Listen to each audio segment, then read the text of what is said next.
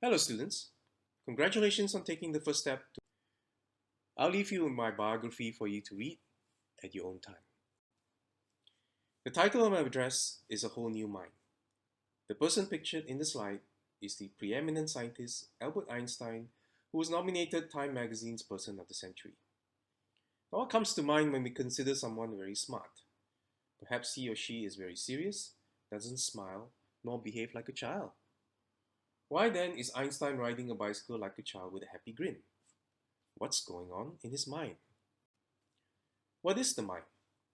Wikipedia defines the mind as the set of cognitive faculties, including consciousness, imagination, perception, thinking, judgment, language, and memory, which is housed in the brain.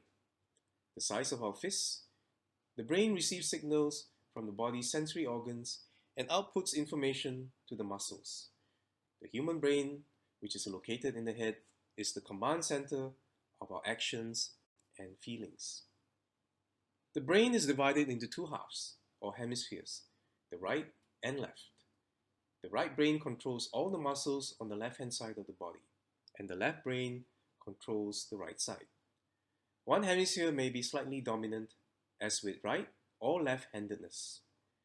The right brain plays a role in visual and auditory processing, spatial skills, and artistic ability, while the left brain contains regions involved in speech and language, and is also associated with mathematical calculation and fact retrieval.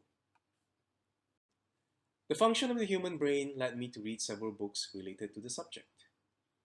On the extreme left is Dan Ariely's thought-provoking book, The Upside of Irrationality, that championed the unexpected benefits of defying logic through being more right-brain. Next, Joshua Foer's Moonwalking with Einstein, or The Art and Science of Remembering Everything, is a personal account of his successful attempt to improve his memory, and culminating in him emerging champion in the US Memory Championship. Third from the left is the autobiography of the eccentric Russian mathematician Grigory Perelman, who solved the Poincare conjecture and declined the price of 1 million US dollars because he was doing something that he felt made a contribution that was far greater than any amount of money. Lastly, on the extreme right, is Daniel Pink's bestseller, A Whole New Mind, that presented the argument that the future belongs to right-brain thinkers with a new way of thinking. The title of my presentation is a summary of the salient points of the book of the same name. According to Pink, the chronology of human development started in the 18th century when we abandoned our nomadic ways and settled down as farmers during the agricultural age. In the 19th century, humans migrated to cities in search of new livelihood as factory workers during the industrial age caused by the Industrial Revolution. The 20th century saw the rise of the knowledge workers, who amassed tons of knowledge during the information age that was defined by the invention of the computer, internet, and World Wide Web. We are currently in the conceptual age of the 21st century that values concept workers who can develop concepts from the knowledge available. The conceptual age was formed by three forces of change. An age of abundance led to the search for meaning in objects and lifestyle. Asia provided cheap workforce that handled manual labor while allowing the knowledge worker to rely on the brain and mind. Technological advancement led to automation that replaced humans and valued a different kind of person with a creative and holistic mind, such as artists, inventors, storytellers, etc. The right brain person is defined by the six senses: design, story, symphony, empathy, play, and meaning. The six senses are further defined as shown above. The first sense is design.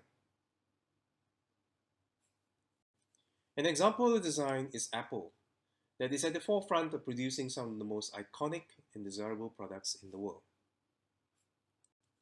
Pink offers some suggestions of ways to acquire the first sense of design. The second sense is story. With social media, we can create our own story. Pink offers some suggestions of ways to acquire the second sense of story. The third sense is symphony.